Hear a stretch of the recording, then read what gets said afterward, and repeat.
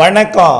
செல்வகுமாரின் முக்கடல் காற்று பற்றிய அறிவிப்பும் இலங்கைக்கான வானிலை ஆய்வறிக்கையும் 2025 பிப்ரவரி 13 வியாழக்கிழமை அதிகாலை நிலவர வானிலை பதிவு.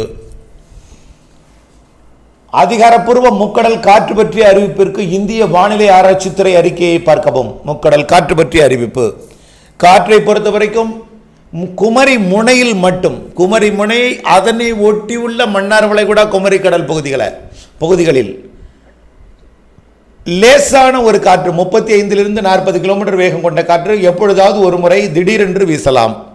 அச்சுறுத்தும் காற்று மட்டுமே, அதுவும் ஏதாவது ஒரு முறை, ஓரிரு முறை. நாள் முழுவதும் தொடர்ச்சியாக வீசக்கூடிய காற்றுமல்ல, பெரிய அச்சுறுத்தலும் இல்லை. குமரிக்கடல் மன்னார் வளைகுடாவில் மட்டும் தொடர்ந்து அச்சுறுத்தலை கொடுத்து வந்த காற்று விலகிவிட்டது என்று அறிவித்திருந்தோம். இன்றைக்கும் கூட விலகித்தான் இருக்கிறது, எந்தவித பிரச்சனையும் இல்லை. திடீரென்று ஒரு காற்று வரலாம், அது எடை குறைந்த படகுகளுக்கு சற்று அச்சுறுத்தல் ஏற்படுத்தலாம், அவ்வளவுதான்.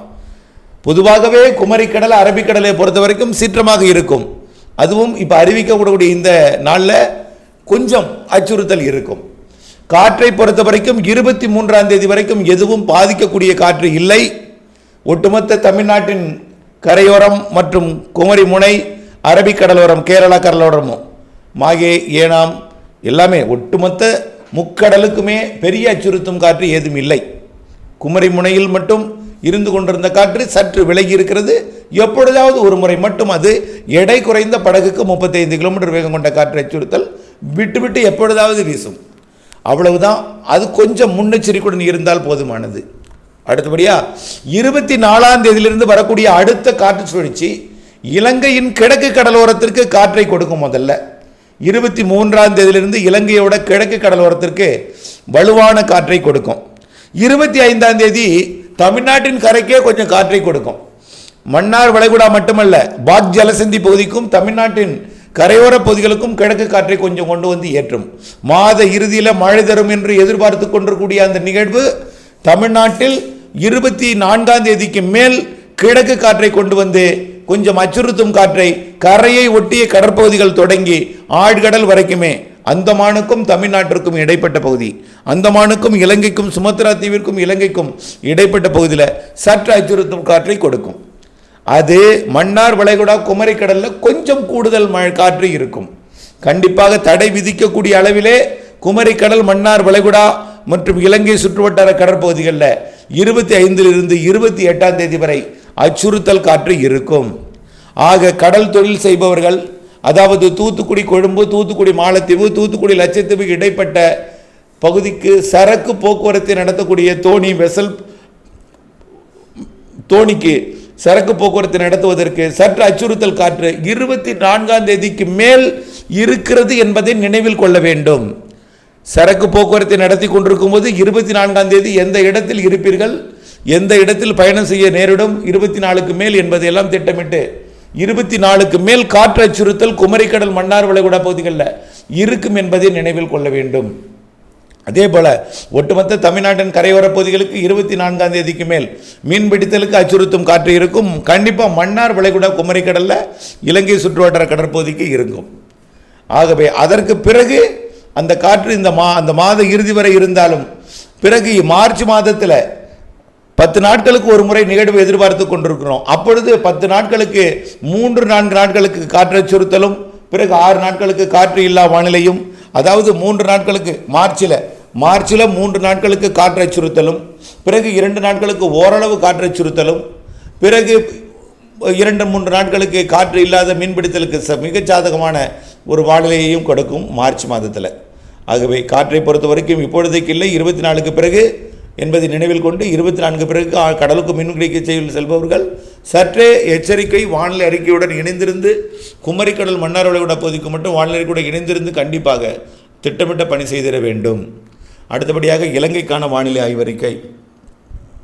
இலங்கையை பொறுத்த வரைக்கும் கடந்த 2 நாட்களாக கருமேகம் சூழ்ந்து ஆங்காங்கே தூறல் கொடுத்திருக்கோம். அந்த தூறல் வானிலை, கருமேக வானிலை தூத்துக்குடி மாவட்டம், ராமநாதபுரம் மாவட்டத்துக்கு கூட இருந்தது. அது 12, 13, 14 நாம் எதிர்பார்த்த ஒன்று தான். கடந்த 2 நாட்களாக ராமநாதபுரம், தூத்துக்குடி மாவட்டத்திற்கு கருமேகம் சூழ்ந்து ஆங்காங்கே தூறல் துளிகளை போட்டது. இலங்கையில் லேசாக நனைப்பு மழையை கொடுத்தது. இன்றைய வானிலையை பொறுத்த வரைக்கும், அதாவது இன்றைக்கு 13ஆம் தேதி வானிலையை பொறுத்த வரைக்கும் இலங்கையோட தெற்கு பகுதிக்கு கருமேகம் சூழ்ந்து மிரட்டும், தூறல் துளிகள் விடலாம், நனைக்கலாம், இப்படி இருக்கும் இலங்கையோட தெற்கு பகுதி. வடக்கு கிழக்கு மாகாணங்களுக்கு மழை வாய்ப்பு இல்லை, மிரட்டு வானிலை கூட இல்லை. ஆனால் வரக்கூடிய 18ஆம் தேதிக்கு மேல் மீண்டும் அடுத்த காற்று சுழற்சி காரணமாக மிரட்டு வானிலையும் தூறல் வானிலையும் மேகமூட்ட வானிலையும் இலங்கையோட தென்கிழக்கு பகுதிக்கும் தெற்கு பகுதிக்கும் இருக்கும். அதாவது கல்முனை, அம்பாறை, ஹம்மந்தோட்டா உள்ளிட்ட பகுதிகளுக்கு வரக்கூடிய 18ஆம் தேதிக்கு மேல் ஆங்காங்கே மிரட்டு வானிலை, தூறல் வானிலை, கருமேகம் சூழ்ந்த வானிலை இருக்கும். 18ஆம் தேதிக்கு மேல் 22ஆம் தேதிக்கு மேல் 23ஆம் தேதியிலிருந்து இலங்கைக்கு பரவலான மழை பொழிவு தெரிகிறது. 25ஆம் தேதி கண்டிப்பாக 24லிருந்து 24ஆம் தேதி கண்டிப்பாக இலங்கைக்கு பரவலான மழை பொழிவு, சற்று கனமழை, ஆங்காங்கே கனமழை என்று இருக்கும். 25, 26, 27, 28 ஆகிய 4 நாட்கள் இலங்கைக்கு கனமழை தெரிகிறது. காற்று சுழற்சி இலங்கைக்கு மிக நெருக்கமாகவோ அல்லது இலங்கை மீதோ அமைந்து காற்று குவிதலை இலங்கைக்கு கண்டிப்பாக ஏற்படுத்தும். அதுதான் தமிழ்நாட்டுக்கு மழைப்பொழிவு இந்த மாத இறுதியில் கொடுக்கும் என்று எதிர்பார்த்து கொண்டிருக்கிற நிலையில் கண்டிப்பாக இந்த மாத 24ஆம் தேதியிலிருந்து 28ஆம் தேதி வரை இலங்கைக்கு மழை வானிலை உறுதி. 25, 26 கண்டிப்பாக இலங்கைக்கு கனமழை காத்திருக்கிறது.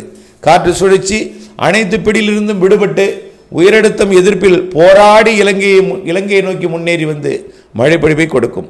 கண்டிப்பாக உயரழுத்தம் விலகிவிட்டால் போராட்டம் இருக்காது. வளிமண்டல வெப்பம் உயர்ந்துவிட்டால் நிகழ்வுகளுக்கு சாதகம் ஏற்பட்டுவிடும். ஆகவே கண்டிப்பாக வளிமண்டல வெப்பம் உயர்வதற்கு சாதகமான நாட்கள் மார்ச் மாதம். மார்ச், ஏப்ரல், மே எல்லாம் படிப்படியாக வளிமண்டல வெப்பம் உயரத் தொடங்கிடும். அதே போல் வளிமண்டலம் சாதகமாயிடும், உயரழுத்தமும் விலகி போய்விடும், வட இந்திய நிலப்பகுதியை நோக்கி விலகி போய்விடும். ஆகவே வெப்பம் உயர, கடல் வெப்பம் உயர, கடல் நீரோட்டம் வலுப்பெற, காற்று அதாவது வளிமண்டல வெப்பம் உயர்ந்ததும் காற்று சுழற்சிகள், தாழ்வு நிலைகள் நன்றாக முன்னேறி வந்து மழைப்பொழிவை கொடுப்பதற்கு சாதக அமைப்பை மார்ச் மாதம் ஏற்படுத்தும். ஏப்ரல், மேயில் வலுவான நிகழ்வு இருக்கிறது என்று ஏற்கனவே அறிவித்திருந்த நிலையில் கண்டிப்பாக இலங்கையை பொறுத்த வரைக்கும் அடிக்கடி மார்ச்சிலேயே மழை இருக்கும். பிப்ரவரி 24, 25 மழைப்பிடிப்பை நீங்கள் பார்த்தாலே அது மார்ச், ஏப்ரல், மே எப்படி இருக்கும் என்பது உங்களுக்கு புரிய வரும். ஆகவே மார்ச்சை விட ஏப்ரல், மே மழையும் இருக்கும், வெயிலும் இருக்கும். மழை நாள் 4 நாட்களாக இருந்தாலும் நல்ல ஒரு மழைப்பொழிவை அந்த 4 நாட்களில் கொடுத்து விடும். ஆகவே ஏப்ரல், மே மழை இருக்கிறது. பிப்ரவரியில் மாத இறுதி நாட்கள் மழை இருக்கிறது. அதே அப்படி கோடை மழையும் குளிர்கால மழைப்பொழிவும் மார்ச், அதாவது பிப்ரவரி 24க்கு பிறகு கை கொடுக்கும் என்று எதிர்பார்க்கப்படுகிறது இலங்கைக்கு. அது அறுவடைக்கு இடையூறும் கொடுக்கும். பல விவசாயிகள் அறுவடை செய்த பிறகு பல்வேறு தானியங்களை விதித்திருக்கிறார்கள். அவர்களுக்கு அந்த மழைப்பொழிவு சாதக அமைப்பை ஏற்படுத்தும்.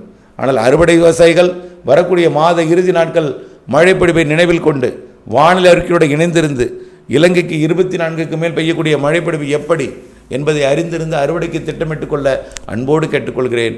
அப்டேட்ஸுடன் இணைந்திருக்க அன்போடு கேட்டுக்கொள்கிறேன். நன்றி.